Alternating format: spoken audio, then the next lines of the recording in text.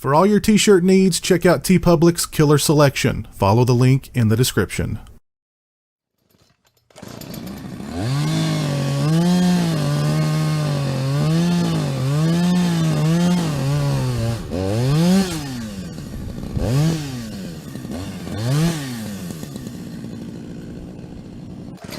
Hey, what's up, people? Piz out here, and today I want to talk to you guys about the new Umbrella Entertainment Blu-ray release for 1984's Razorback. Now, this is partially going to be a review of the movie as well as a review of this Blu-ray release. And Razorback is a movie that I've heard about for many, many years, but I've never seen, which is why I jumped at the opportunity to check out this Blu-ray.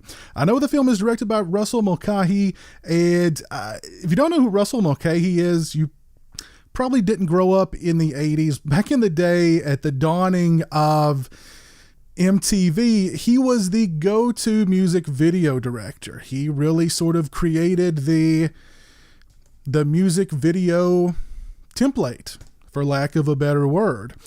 He went on to direct movies like Highlander, and I've liked quite a few of his movies, even some of his sort of lower profile stuff I've really enjoyed. He has a certain visual style that I dig. I'm a Russell Mulcahy fan.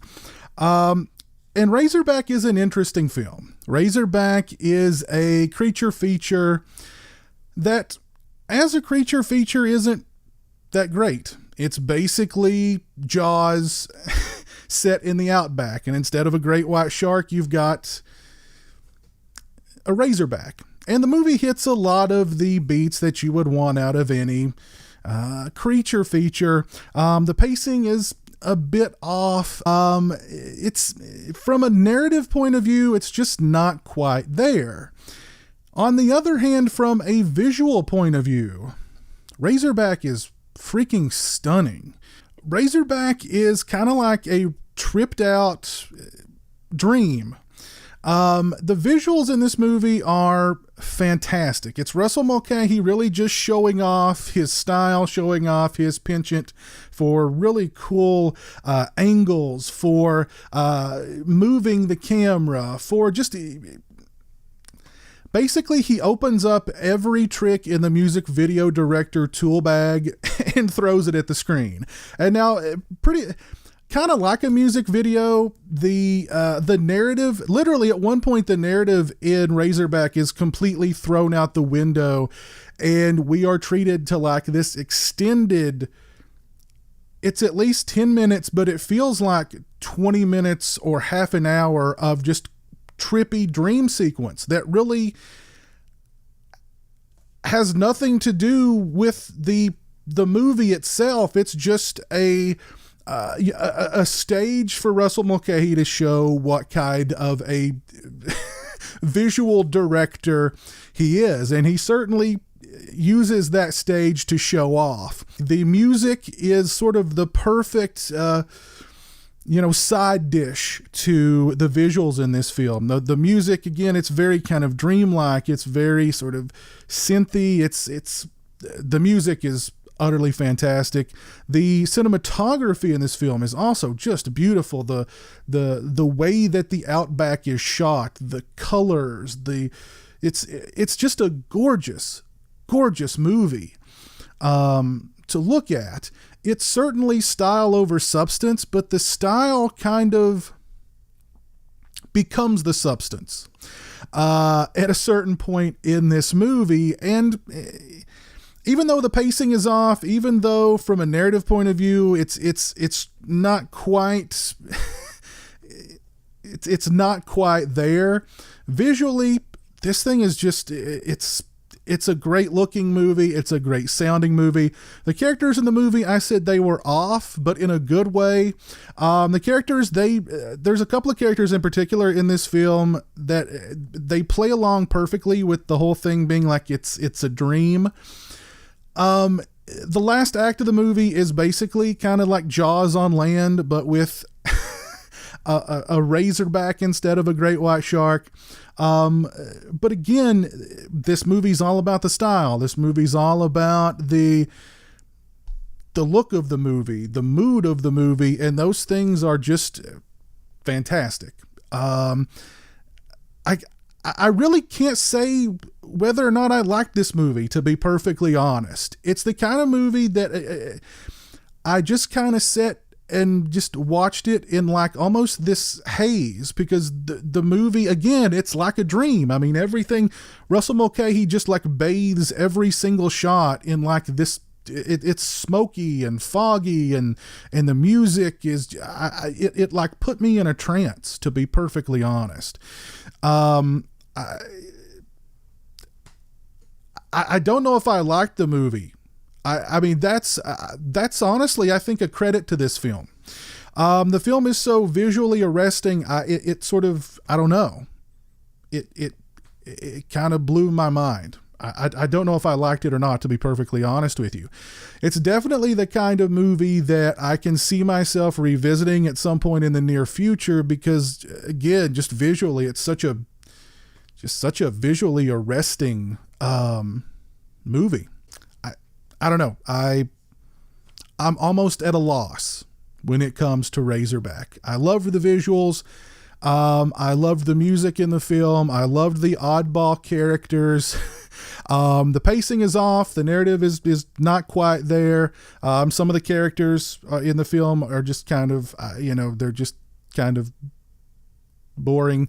But it's a wild flick. It is a wild flick. If you're a fan of Razorback, and I know this movie has a lot of loyal fans, you definitely want to look into picking up this Blu-ray release from Umbrella Entertainment. If you've not seen Razorback, I still recommend it. I think it's a movie that deserves to be seen, because it's just so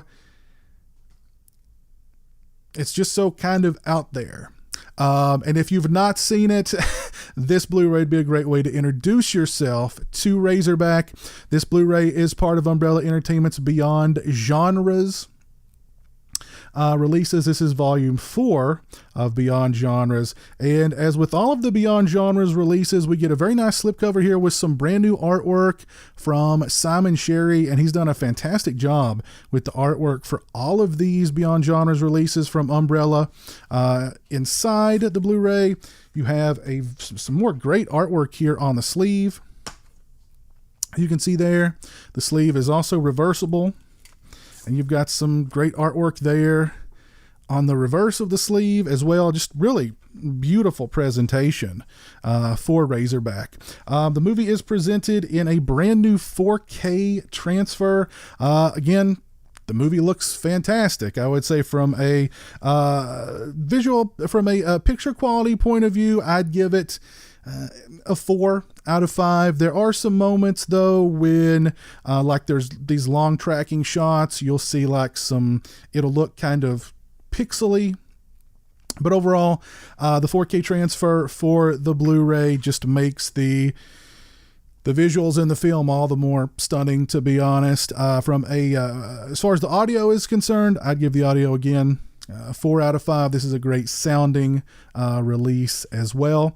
As far as extras are concerned, first up, we get A Certain Piggish Nature, looking back at Razorback. It's 24 minutes and 10 seconds in length. 4 Australian critics and authors discuss Razorback, the film's themes, its visual style, the film's portrayal of Aussies and the Outback, Russell Mulcahy's impact on the music video era in the 1980s, and much more. Very nice extra there.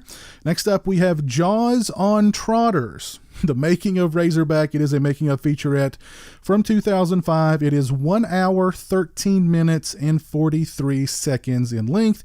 It includes interviews with producer Hal McElroy, Razorback designer Bob McCarran, director Russell Mulcahy, actress Judy Morris, composer Ira Davies, and actor Chris Haywood. McElroy discusses the novel that the film is based on and how he envisioned the movie to be like Jaws, only with a man-eating boar. Mulcahy discusses his background in commercials and music videos and how he got the gig to direct Razorback.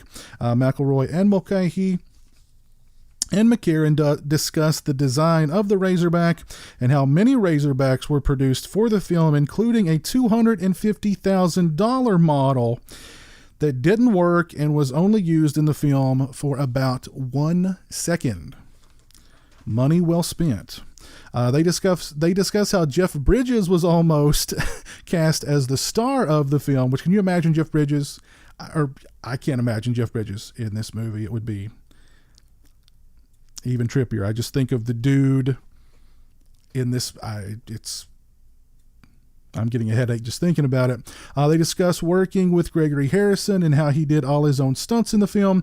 Judy Morrison and Chris Haywood discuss their characters. Ms. Morrison discusses her death scene. They discuss the dream sequence in the film. Russell Mulcahy discusses working with Dean Simler, the Oscar-winning cinematographer. They discuss the locations, the music. They discuss how the distributor Warner Brothers wanted the violence in the film toned down. They discuss how the film was mostly panned by critics and disappeared from theaters pretty quickly. They also discuss the film's cult status. Very in-depth, very informative making of featurette here. Pretty much everything and anything you could possibly want to know about the making of Razorback is in this making of featurette. Next up, we have an audio interview with actor Gregory Harrison. It's 30 minutes and 56 seconds in length. Mr. Harrison discusses how he got cast as the lead in Razorback, and being a surfer, Australia was the perfect location for him. He discusses growing up on Catalina Island and how he spent his childhood actually chasing feral razorbacks. He discusses working with Russell Mulcahy and Mulcahy's smoke fetish, how Mulcahy wanted every shot in the film to be smoky. He discusses dislocating his shoulder and some of the other injuries he sustained during filming. Mr. Harrison discusses working with the other actors in the film. He discusses receiving emails from fans all over the world, even to this day, who tell him that Razorback is their favorite horror film. Very nice interview with Mr. Harrison. Next up, we get interviews with cast and crew from Mark Hartley's Not Quite Hollywood documentary. It's 1 hour, 24 minutes, and 41 seconds in length. It includes interviews with Gregory Harrison, Judy Morris, Russell Mulcahy, Everett DeRoche, Hal McElroy, and Bob McCarran. Next up, we have some grisly deleted scenes with optional commentary from Russell Mulcahy. It's 2 minutes and 30 seconds of deleted gory sequences of the boar biting off people's faces, eating off people's legs, things of that nature. Next up, we have Razorback, the VHS cut, which is the pan and scan low-res version of the film that was presented on its VHS release. We get a theatrical trailer, we get a VHS trailer, and we get an image gallery. And lastly, we have an audio commentary with Russell Mulcahy and Shane Armstrong. I did not have an opportunity to watch the film with this commentary, but I certainly intend to. This is a very nice Blu-ray release for Razorback. If you are a fan of this film, you definitely want to look in to picking up this Blu-ray and adding it to your collection. The new 4K scan of the film looks great on this Blu-ray release, and the sound quality is also very nice. You've got this great slipcase with some nice artwork also included, and some really good extras. If you've not seen Razorback, I do recommend it. It is an experience. This Blu-ray would be a great way to introduce yourself to the film. And I also neglected to mention that this Blu-ray is region free, which means that it will play on any Blu-ray player in any region A, B, or C. If you've seen Razorback, please let me know your thoughts on it down in the comments section below. If you like this video, please leave it a thumbs up. If you're not following me on social media, those links are in the description. They're also right around here. As always, thanks so much for watching. I really appreciate it. Take care, and until next time, peace. Join the $1 a month club and help support my channel on Patreon. Thank you to my current patrons: Kevin Smythe, Orc145626, B-Movie Mike, Robert Sobel, Turi Delamore, Stephen Flanagan, Lori Holt, Mitch Odell, Farron Sutton, Craig Farrand, Jeremiah Lambert, Grindhouse Grotto, Joseph Charlesworth, PB Sam 6, Derek Jana, Demon Waffles, Tim Williams, Stone Gassman, Zachary Barton, Mr. Bibby 86, James Welch, Eli Geisler, Jeff Overing, Cliff Hostetter, Kyle McGuire, and Jay the Stingray.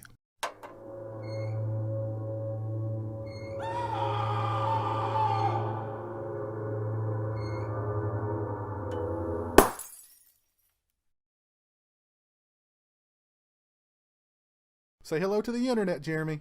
Hello to the internet.